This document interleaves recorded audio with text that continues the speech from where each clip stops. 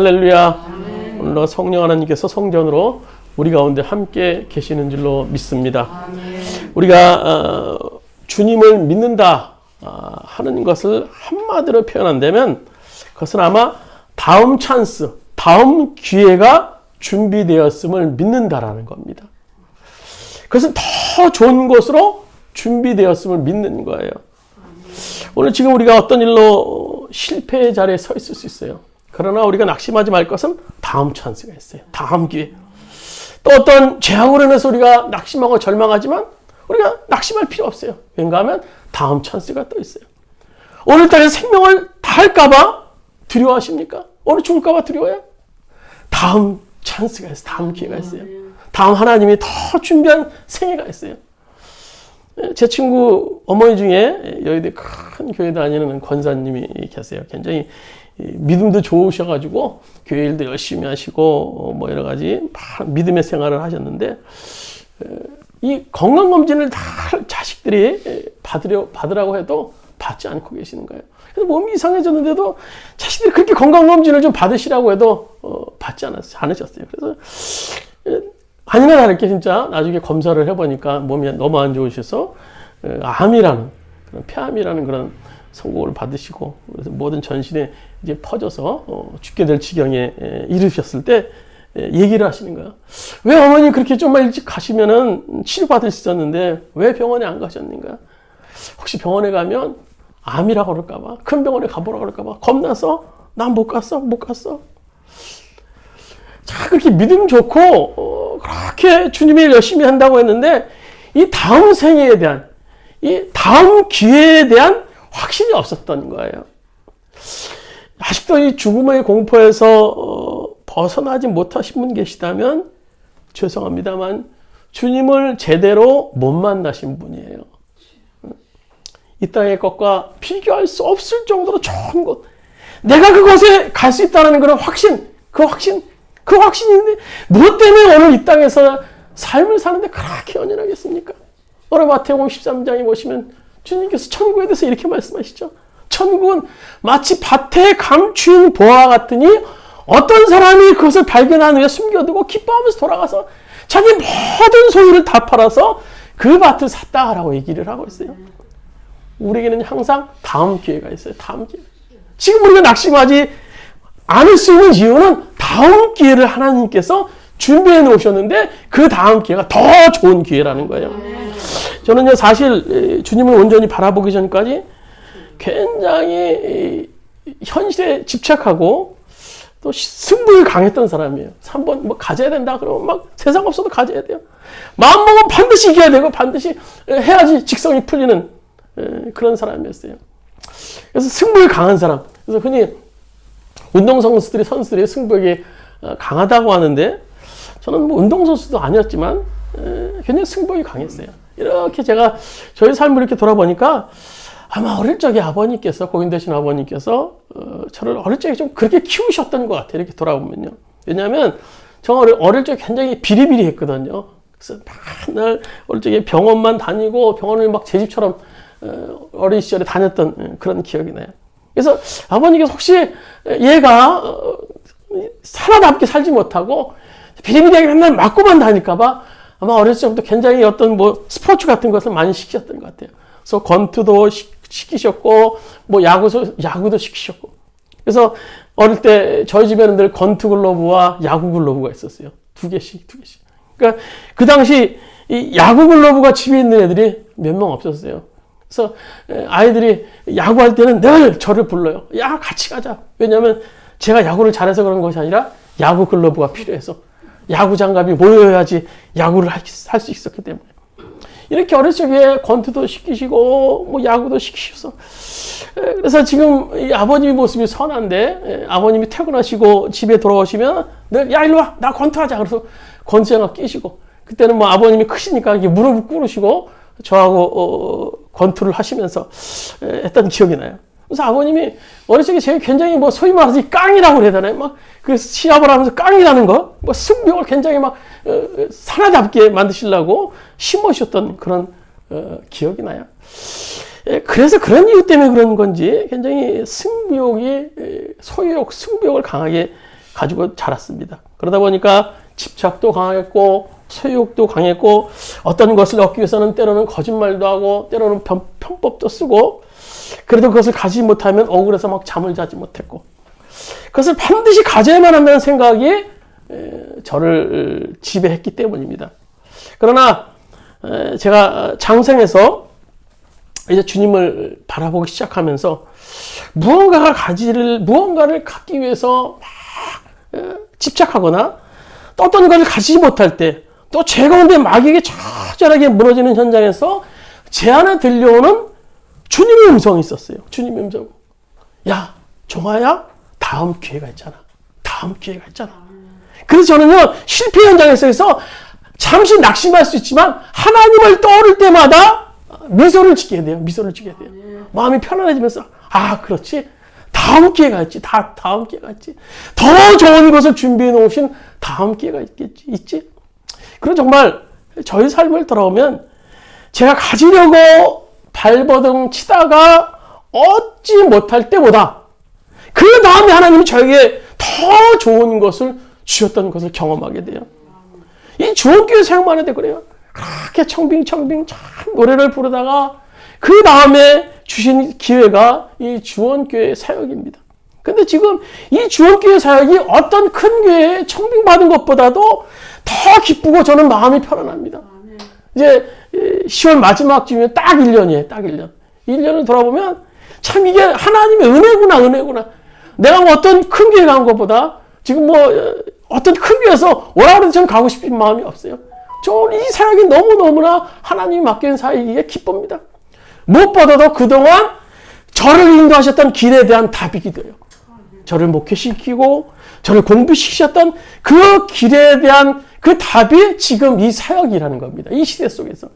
그래서 오늘 본문의 이 작은 아들 탕자에게도 주님은 다음 기회로 다가오세요. 그는 철저하게 아버지에게 불순종하였던 자입니다. 그래서 아버지를 떠나서 더 잘 먹고 더 잘 살 줄 알았는데 결국에는요, 성경에 보시면 돼지가 먹는 지옥 열매조차 못 먹는 거지 중에 상거지로 그가 전락을 하고 맙니다. 그러나 아버지는요, 탕자에게 다음 기회로 오셨어요. 놀랍게도 그를 회복시키셨는데 그 다음 기회는요, 그 전보다 더 놀라운 회복으로 주님께서 그와 함께 하셨던 것을 볼 수 있어요. 오늘 보면 잠시 설명드리면 이런 얘기죠. 어떤 집에 두 아들이 있었는데 그 둘째 아들이 이제 장성해서 자기의 몫을 아버지께 미리 띄워달라고 막 조릅니다.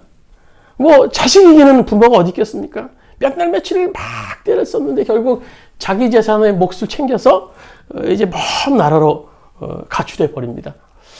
그러나 아버지와 함께 더불어 같이 있을 때 굉장한 속박인 줄 알았어요. 내 자유가 없는 줄 알았어요. 그래서 그런 자유를 갈구하면서 먼 나라로 떠납니다. 자기 몫에 돈을 챙기고 내가 이제 이 돈을 가지고 많이 불려서 보란듯이 아버님께 내가 돌아올 거야.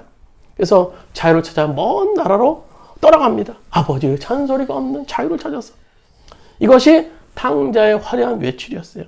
그런데 이렇게 떠나갔던 이 둘째 아들이 화려하게 외출했지만 거지같이 돌아오고 맙니다. 그럼에도 불구하고 이 돌아오는 아들에게 다음 기회를 주시는 이 아버지. 탕자는요, 사실 다음 기회를 보장받을 수 없는 사람이에요. 그가 아버지가 어떻게 하고 떠났습니까? 먼저 이 탕자가 아버지께 불순종하고 떠났는데 그 이후에 어떤 삶을 살았는가? 오늘 13절 말씀, 우리 13, 14절 말씀 우리 같이 한번 읽도록 하겠습니다. 13절, 14절 말씀 같이 읽도록 하겠습니다. 그 후 며칠이 안 되어 둘째 아들이 재물을 다 모아가지고 먼 나라에 가 거기서 허랑방탕하여 그 재산을 낭비하더니 14절에요. 다 없애노 그 나라에 크게 흉년이 들어 그가 비로소 궁핍한지라. 둘째 아들 탕자는요, 풍요를 꿈꾸며 떠났어요. 그런데 그를 기다리고 있었던 것은 막상 부요함이 아니라 오늘 흉년이었어요. 흉년. 어느 정도 흉년이었습니까? 오늘 성경에 보면 크게 흉년, 큰 흉년이었어요. 큰 흉년.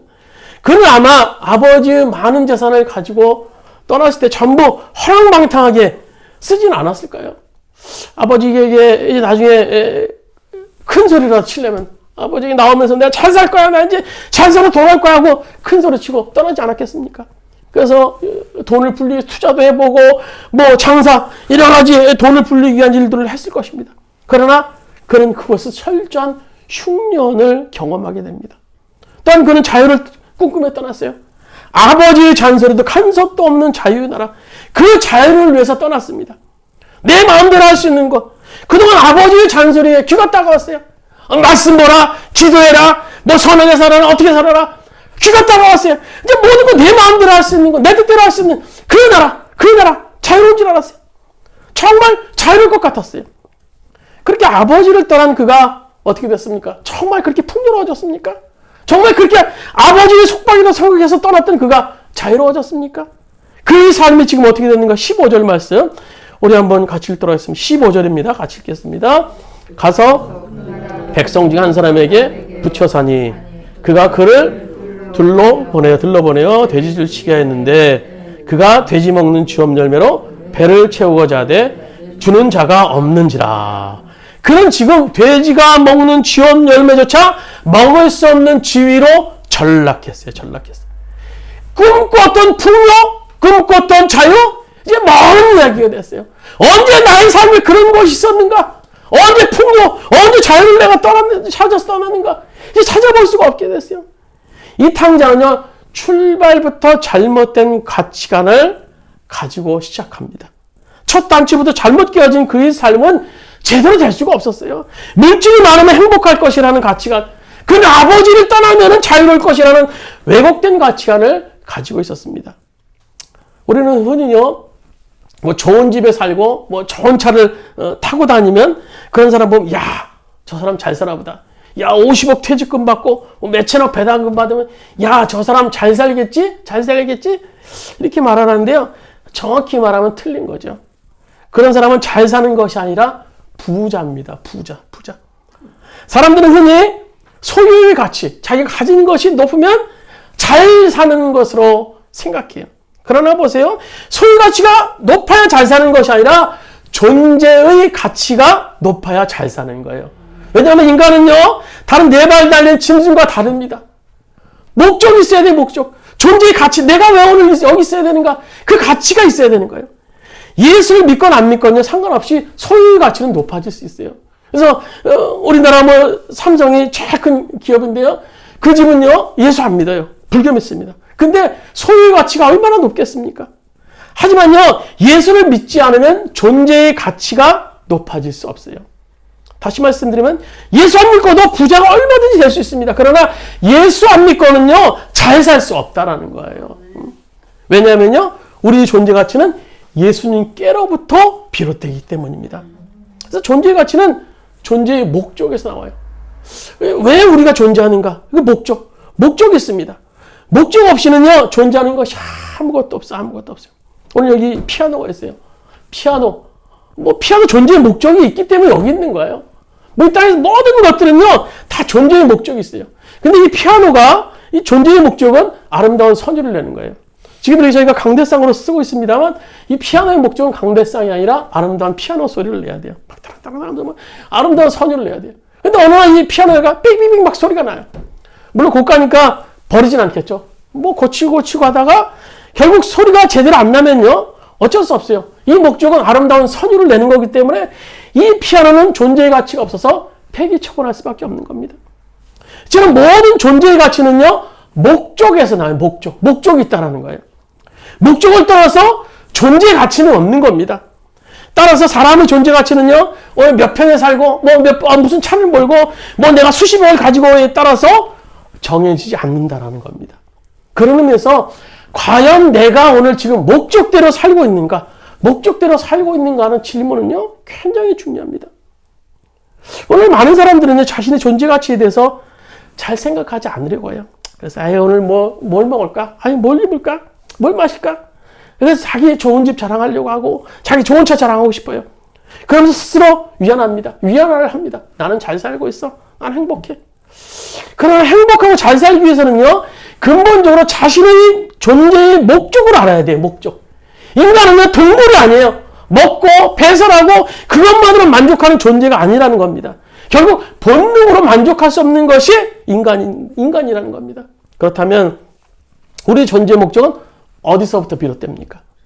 여러분, 존재의 목적은요, 존재에 의해서 결정되는 것이 아니라 존재케 하신 이로부터 비롯된다라는 겁니다.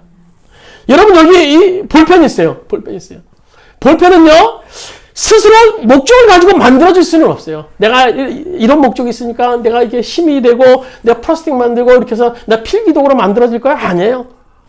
이건 만든 사람의 뜻이 있어요. 이 사람의 뜻을 가지고 이것을 이제 필기독으로 만들 거야. 그래서 껍데기도 만들고, 심지도 만들고, 또 볼펜이 또 잘 씌워지기, 잘 보관되기 위해서 뭐 들어가기도 만들고, 나가기도 만들고, 이 존재케 하신 사람의 뜻이 있다는 겁니다. 뜻이 있다는 겁니다. 이 땅의 모든 것들은 다 목적이 있어요. 목적이 있어요. 존재케 하신 이의 목적이 있어요. 사람도 마찬가지라는 겁니다. 나의 존재의 목적은요, 내 스스로 결정할 수 없어요. 내 스스로 결정할 때 행복할 것 같지만 결국 행복할 수 없고 잘 살 수 없어요. 왜입니까? 그것은 나를 만드시고 나를 창조하시고 나를 있고 이곳에 있게 하신 그분의 뜻이 아니기 때문입니다. 하나님의 뜻이 아니에요. 나의 존재의 의미는요, 나를 만드신 그분 하나님이 결정하시는 거예요. 따라서 우리가 잘 사는 것, 행복한 것, 그러면 나를 창조하신 하나님의 뜻대로 살아야 돼요. 내 뜻대로, 내 욕심대로, 내 정욕대로 사는 것이 아니라 하나님 뜻대로 사는 것이 되어야 된다는 거예요. 그래서 소리문답 1장에 뭐라고 말씀하십니까? 사람의 제일 되는 목적은 하나님을 영화롭게 하는 것과 그를 즐거워하는 것이라고 말씀해주고 있어요. 오늘 인간의 목적은요, 하나님 뜻대로 살아야 행복할 수 있는 존재라는 거예요. 오늘 탕자는요, 죄악된 인간의 본성을 따라서 행복을 추구했어요.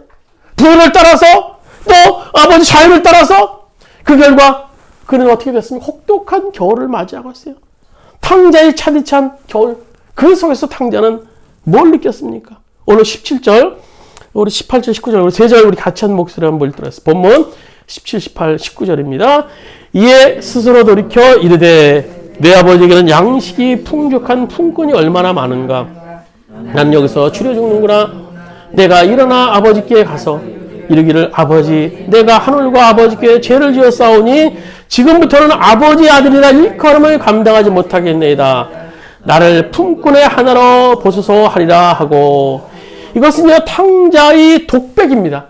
독백이자 동시에 회개입니다. 회개. 오늘 탕자는요, 흉년을 맞아서 배고픔과 취를 경험하면서 깊이 생각했던 거예요. 그리고 아버지와 함께 있을 때를 회고했어요. 그러니까 부자 아들이었으니까 얼마나 풍요했겠습니까?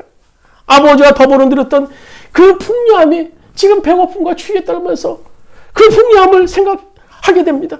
또 아버지와 함께 더불어 있었던 그 마음의 따뜻한 안식, 그 따뜻한 안식. 또 아버지와 함께 누렸던 그 집안에서의 그 평화로움을 생각했어요. 그리고 탕자는 사실 아버지와 더불어 같이 있을 때가 참 풍요로웠구나. 그것이 참 자유로운 시절이었구나. 그 사실을 느끼다가 비로소 탕자는 그 자신에게로 돌아옵니다. 오늘 17절에 말씀을 이런 말로 시작하죠. 이에 스스로 돌이켰다. 근데 이 부분을요, 킹 제임스 버전의 영어 성경에 보시면 이렇게 표현합니다. He came to himself. 이게 뭔가 하면 그는 돌아왔다. 그 자신에게 돌아왔다. 스스로 돌이켜라는 말은 뭔가 하면 자기 자신에게 돌아왔다라는 거예요. 그러니까 먼 나라로 아버지 말씀에 불순종해서 떠나가서 마음대로 살 때는 그는 사실 마음대로 산 것이 아니라 자기 자신을 잃어버린 채 미쳐서 살았다라는 거예요.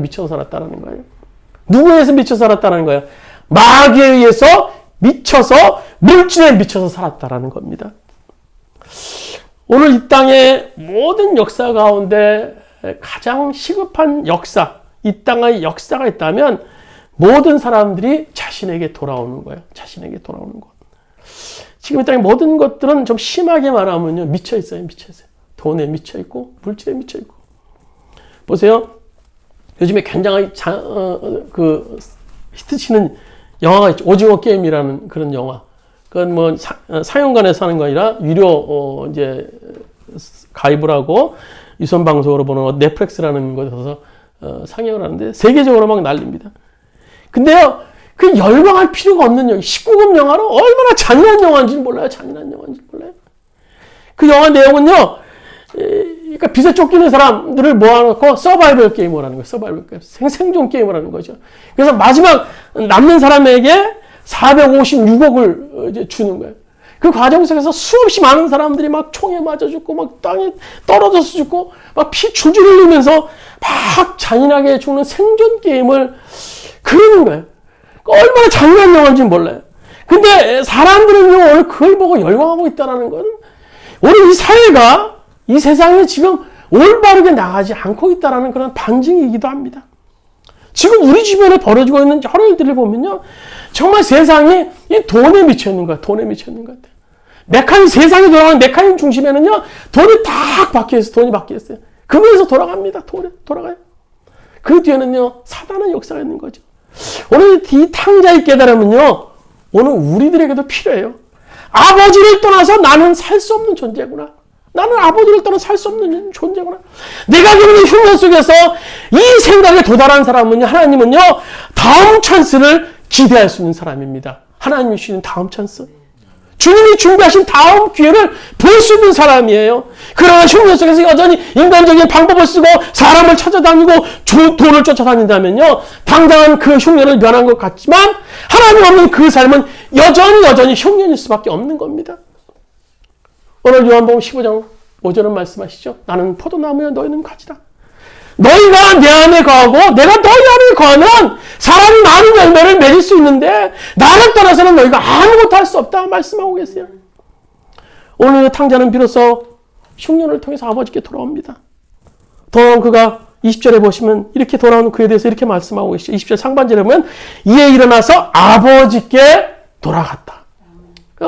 그 회개를 통해서 내가 아버지를 떠나서 나는 누릴 수 없었어. 그 자유도 누릴 수 없었고 그 풍요도 누릴 수 없었어. 그가 이제 일어나서 아버지께 돌아옵니다. 돌아와.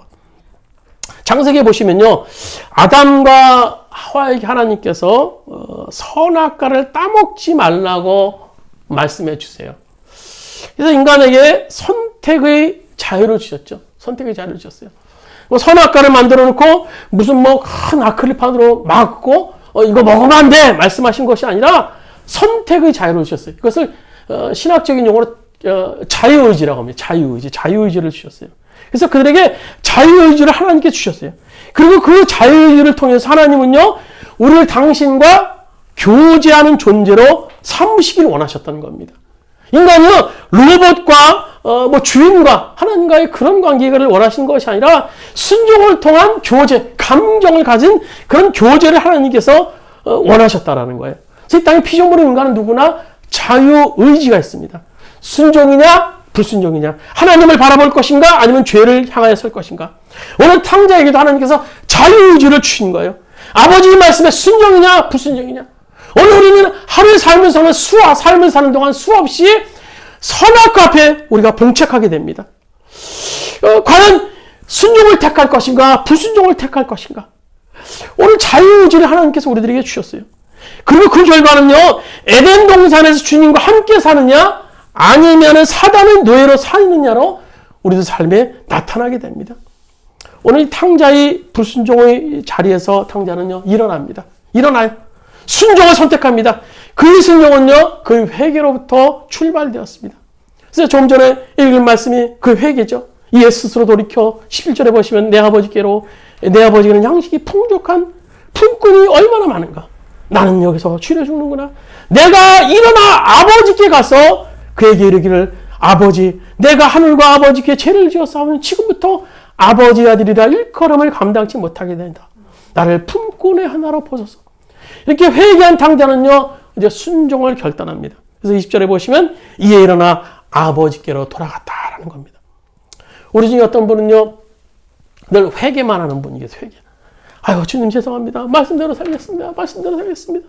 주님 열심히 기도하겠습니다. 열심히 기도하겠습니다. 주님 나 이제 그 사람 미워하지 않겠습니다. 사랑하겠습니다. 사랑하겠습니다. 이제 두려워하지 않겠습니다. 걱정하지 않겠습니다.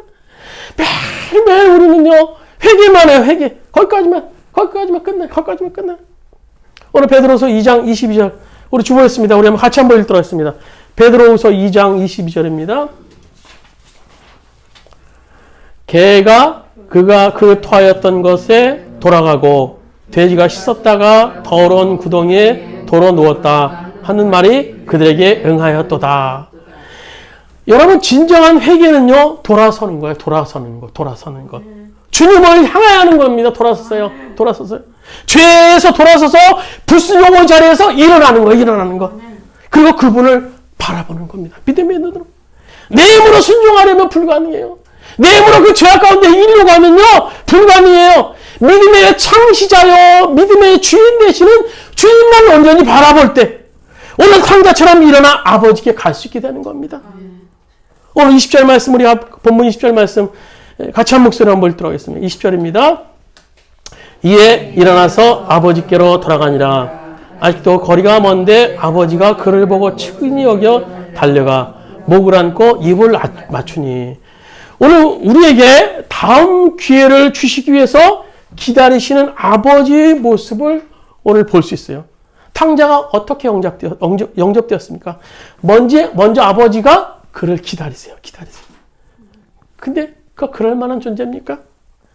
아버지의 마음을 그렇게 막 후벼파고 아버지의 가슴에 대못 받고 진명한 아들이에요. 그 아들이 지금 아버지 앞에 나타나는 거예요. 그 아버지는 그 아들을 기다리세요. 오늘 20절 장면을 한번 여러분 상상해 보세요. 먼 곳에서 아들이 돌아오는 거예요. 근데 막 쭈뼛쭈뼛해요. 나 가야 되나 말아야 되나? 근데 내가 이렇게 회개하고 생각을 했는데 아버지가 나를 과연 받아주실까? 그렇게 아버지 마음을 후벼파고 막 대못 받고 떠난 사람인데 내 아버지 받아들일까? 한 발짝 동구밭에서 막 쭈뼛쭈뼛해요. 근데 아버지가 나와서 우연히 오니까 저기 먼 곳에 아들이 보여요. 응?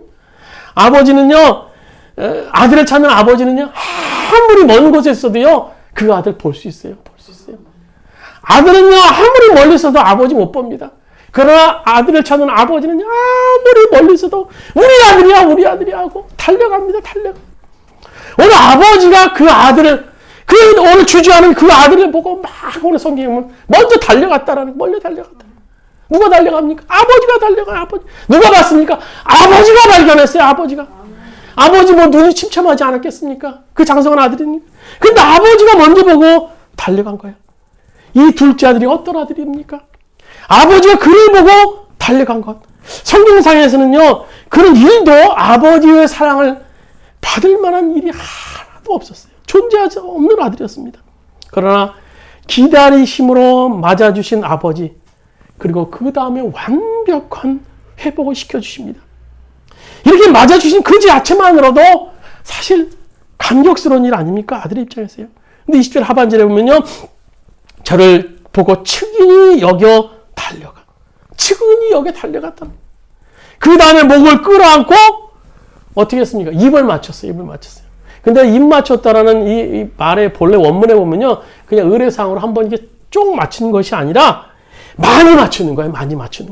막 정신없이 왔구나 막 아들에게 막 계속 입 맞추는 거예요. 너무 기뻤어요. 계속 야 너 왔구나 막 계속 입 맞추는 모습이에요. 이것은 아들에 대한 아버지의 넘치는 사랑입니다.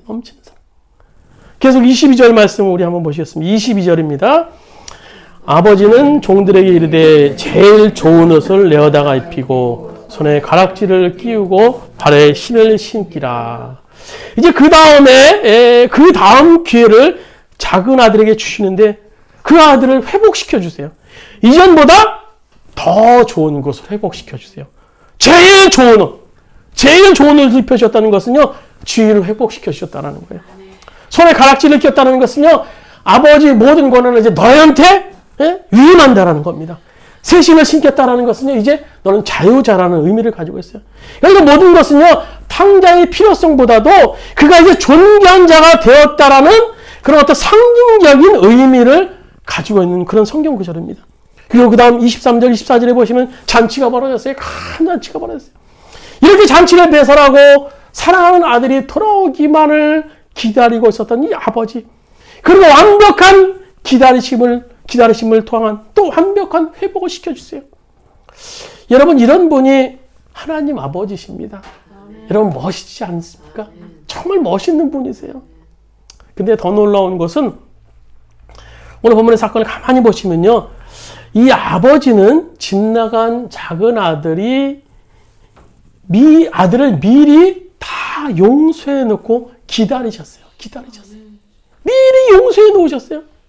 그것을 증명해 줄 수 있는 사건이 뭡니까? 바로 십자가 사건이에요. 십자가 사건. 오늘 나라는 존재요. 오늘 나라는 존재가 어떤 존재입니까? 얼마나 제약되고 얼마나 거짓되고 간교하고 치졸하고 정말 불순종하고 정말 죄인 중에 괴수 중에 괴수가 오늘 나라는 존재 아닙니까? 나라는 존재. 그러니까 나라는 존재를 위해서 우리보다 앞서서 2000년 전에 오늘 예수님께서 이 땅에 오시고 예수님께서 우리 허물과 죄, 나의 끝없는 죄를 짊어지고 우리가 받아야 될 그 저주, 우리가 받아야 될 그 채찍을 맞으시고 그 형벌 다 받으시면서 또 십자가에 마지막 돌아가시면서 말씀하시기를 너의 죄 문제 다 해결되었다. 너의 죄의 문제 다 해결되었다. 돌아오기만 해. 이제 돌아오기만 해. 이미 길을 닦아 놓으셨다라는 거예요. 이제 돌아오기만 하라는 겁니다. 돌아오기만 하면 어떻게 한다라는 겁니까? 오늘 뭐 10장 10절에 보면 내가 온 것은, 내가 너희 가운데 온 것은, 내가 십자가를 위해서 온 것은 양으로 너희 가운데 생명을 주고 더 풍성한 삶을 살게 하기 위함이라는 겁니다. 그냥 옷이라는 것이 아니에요. 풍성한 삶을 위해서. 그렇습니다. 여기 이 사건에 나타난 우리 아버지 하나님은요, 그런 이미 용서해 놓고 우리를 기다리시는 하나님이세요. 생명으로, 풍성함으로 가득. 여러분, 하나님은요, 너 돌아오면 용서해. 그게 아니에요. 너 돌아오지 않으면 내가 가만히 안 둘 거야. 그게 아니에요. 용서해 놓고 기다리세요. 용서해 놓고 기다리는 이 아버지. 그것이 우리 아버지의 모습입니다. 그 하나님은 분명히 우리에게 오늘 다음 기회를 이미 준비해 놓고 계세요. 오늘 우리가 실패의 자리에 서 있다 할지라도, 오늘 우리가 죄악 가운데 헤매면서 나는 죄인이야, 나는 어떻게 할지라도, 또 어떤 일로 우리가 두려움에 떤다 할지라도, 미래가 불투명해 보인다 할지라도요, 여러분, 주님은 지금 우리의 다음 기회를 준비하고 계세요. 생명과 풍성함으로. 아무쪼록 오늘 이 아침에 그 주님을 소망할 수 있는 오늘 여러분 되시기를 주님의 이름으로 축원드립니다. 우리는 지금 어려운 시대를 맞이해서 이루 말할 수 없는 고통과 또 좌절을 경험하고 또 이 속에서 끊임없는 유혹 속에 또 죄악 가운데 방황하며 나라는 존재가 이것밖에 안 되는가 자책할 때도 있습니다. 또 우리는 아버지 우리 자식들의 미래를 바라보면서 이것밖에 안 될 것인가 좌절하며 또 자책하는 그런 소리를 할 때도 있습니다. 그러나 오늘 이 시대 속에서 십자가의 능력을 바라볼 수 있도록 주님 인도해 주십시오. 오늘 이 당자를 통해서 다음 기회를 준비하셨던 그 주님을 바라볼 수 있도록 인도해 주십시오. 여전히 죄악 가운데 있고 여전히 불순종하고 여전히 자유를 갈구해서 하나님을 떠난 존재였지만 그를 위해서 다음 기회를 준비하셨던 하나님이 우리가 목격합니다. 우리도 아버지 탕자보다 더 못난 존재고 부족한 존재지만 여전히 아버지의 십자가의 사랑을 통해서 다음 기회를 준비하신 하나님을 우리가 소망합니다. 우리를 위해서 펼쳐질 다음 기회를 우리가 바랍니다. 우리가 그 주님을 통하여서 그 다음 기회를 통하여서 소망을 가질 수 있는 우리 모든 주원의 성도들 될 수 있도록 아버지 인도해 주십시오. 지금이 끝이 아니기에 지금이 어두운 시간이 이 좌절의 시간이 끝이 아니기에 다음 기회를 준비하신 하나님을 소망하기에 오늘 우리 삶 가운데 기쁨의 삶, 즐거움의 삶을 살 수 있습니다. 오늘 주님을 생각할 때마다 다음 기회를 준비하신 그 주님을 생각할 때마다 우리 가운데 미소가 넘쳐나고 기쁨이 넘쳐날 수 있는 우리 모든 주원의 성도들 될 수 있도록 주께서 인도하여 주시옵소서. 이제는 우리 주 예수 그리스도의 은혜와 하나님 아버지의 무한하신 사랑하심 보혜사 성령님의 감동을 내주고 도와주시는 주 어두워져가는 이 세상 속에서 소망이 없어 보이는 이 세상 속에서 좌절하며 낙심하는 것이 아니라 당장에 다음 기회를 주셔서 그 놀라운 축복을 이끌으셨던 그 주님을 바라보면서 우리에게 임할 그 다음 기회를 소망하면서 기쁨 가운데 살기를 원하는 모든 주원의 성도들 머리 위에 그의 가정의 사업장과 직장의 이민족의 이 땅의 모든 교회들 위에 이제부터 오늘까지 함께 하시기를 간절히 축원하옵나이다.